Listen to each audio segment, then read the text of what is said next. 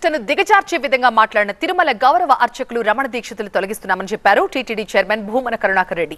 TTD board పెద్ద GR చిన్న జీఆర్తో పాటుగా ప్రభుత్వం మీద రమణ దీక్షితులు విమర్శలు చేయడం బాధాకరమన్నారు. రమణ దీక్షితులని ఉద్యోగం నుంచి వెంటనే తొలగించాలని టీటీడీ బోర్డు తీర్మానించింది అన్నారు భూమన.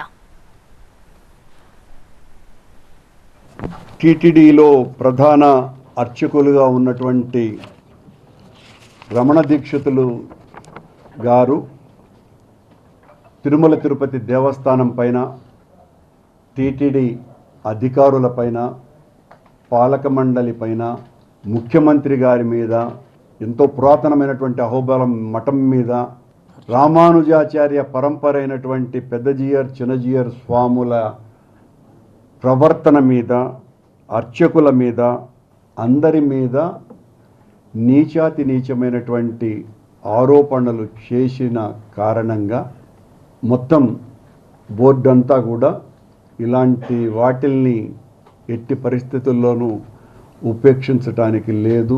సంస్థ గౌరవాన్ని, ఆలయ ప్రతిష్టను కాపాడుకోవాల్సినటువంటి అవసరం ఎంతైనా ఉన్నది అని వారిని ఉద్యోగం నుంచి తొలగించాలని నిర్ణయం తీసుకోవటం జరిగింది.